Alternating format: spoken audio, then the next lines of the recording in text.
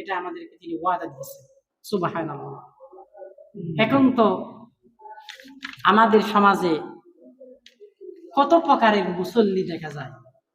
অনেকে রাগও করবেন, কিন্তু রাগ করলেও কোনো কিছু করার নাই, কারণ বলতে হবে।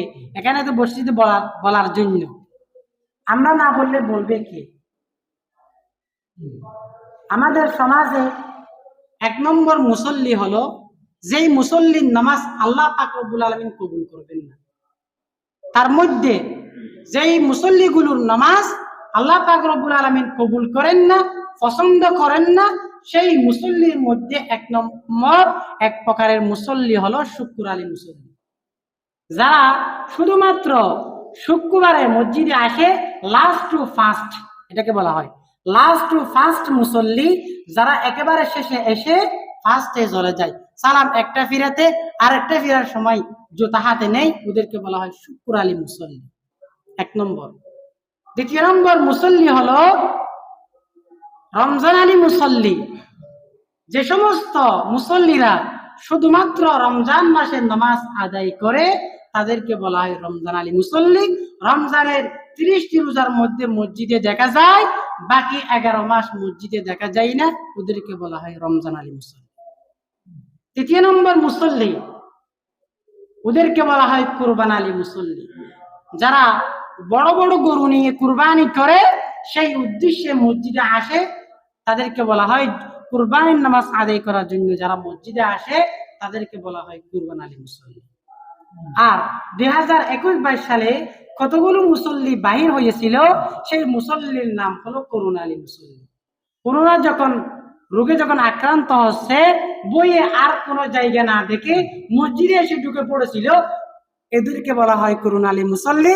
যখন করোনার অবস্থা যখন একটু স্বাভাবিক হয়েছে, মসজিদ থেকে তারাও পালিয়ে গেছে, আর দেখা যায় না, ওদেরকে বলা হয় করুণা আলী মুসল্লি। আর কতগুলো মুসল্লি হয়েছে, ওদেরকে বলা হয় বিপদ আলী মুসল্লি। কোনো একটা জায়গায় যদি বিপদে পড়ে তাড়াতাড়ি আল্লাহকে আসমান থেকে নামার জন্য মসজিদে দূরে চলে আসে, আল্লাহকে ডাক মারে, আল্লাহ আমি বান্দা নিচে আছি, তুমি আসো, আমাকে একটু সাহায্য করো। আল্লাহ যখন সাহায্য করে, বিপদ যখন চলে যায়, ওই মানুষও মসজিদ থেকে গায়েব হয়ে যায়, ওদেরকে বলা হয় বিপদ আলী মুসল্লি। আরো কতগুলো মুসল্লি রয়েছে, ওরা হলো আতিক্য মুসল্লি। আতিক্য মুসল্লি কাকে বলে?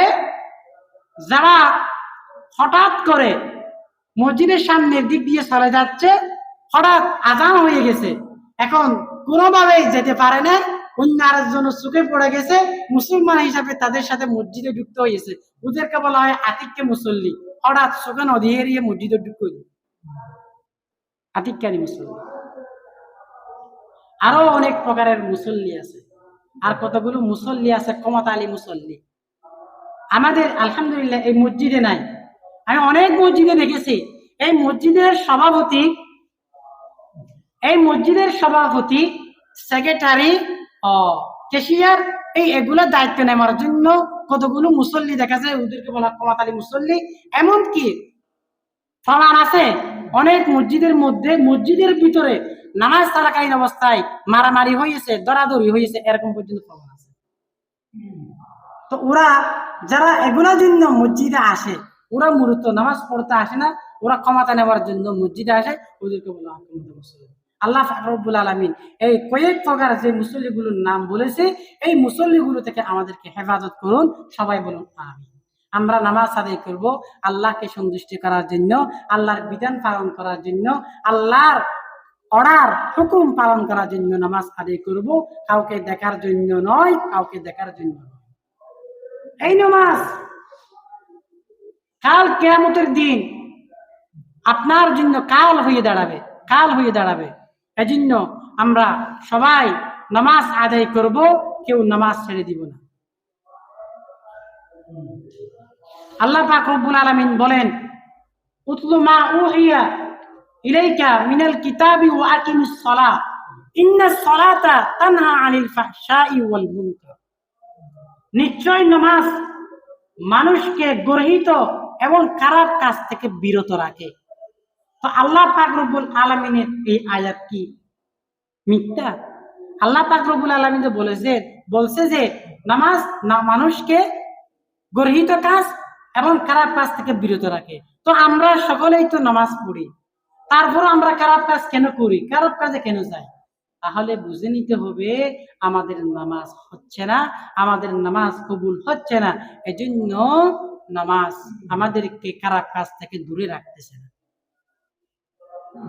আর যারা প্রকৃত নামাজ আদায় করবে, যারা নামাজ আদায় করবে, তারা কোনোদিন খারাপ কাজে যেতে পারে না। তাদেরকে তাদের নামাজ বাধা দিবে। কিরকম? হাইরে আল্লাহ, আমি যে গুনার মধ্যে গান বাজানোর মধ্যে যাচ্ছি, সবাই তো জানে আমি 5 ওয়াক্ত নামাজ মসজিদে আদায় করি, সমাজের সবাই বলে আমি একজন ভালো ছেলে, আমি কেমনে গান বাজানা যাই? তার বিবেক তাকে বাধা দিবে। হাইরে আল্লাহ, আমি আরেকজনের উপর কেমনে অত্যাচার করি, আমি যে একজন মুসল্লি, আমি তো মসজিদে আজান দিই, আমি তো 5 ওয়াক্ত আজান দেওয়ার সাথে সাথে মসজিদে যাই, মাথায় টুপি থাকে, আমি কেমনে একজনের উপর নির্যাতন করি, জুলুম করি? তার বিবেক তাকে বাধা দিবে। এজন্য 5 ওয়াক্ত নামাজ আদায় করবেন। কিভাবে?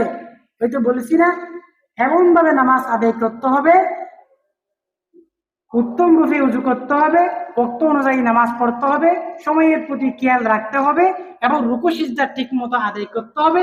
এভাবে নামাজ আদায় করাকে আল্লাহর হক মনে করতে হবে। এভাবে নামাজ পড়লে অবশ্যই আল্লাহ পাক রব্বুল আলামিন আপনাকে গর্হিত কাজ, খারাপ কাজ থেকে বিরত রাখবে। এবং আপনাদের সন্তানদেরকেও নামাজ পড়ার শিক্ষা দিবেন। আমাদের সমাজে সন্তানদেরকে একেবারে নামাজের শিক্ষা দেওয়ার তাকিদ, গুরুত্ব একেবারে উঠে গেছে। রাত 12টা 1টায় ঘুমায়, দিনের 8টায় ঘুম থেকে উঠে, কোথায় ফজরের নামাজ, কোথায় জোহরের নামাজ। ও জোহরের নামাজ পড়া না হলে ফজরের নামাজ না পড়ি।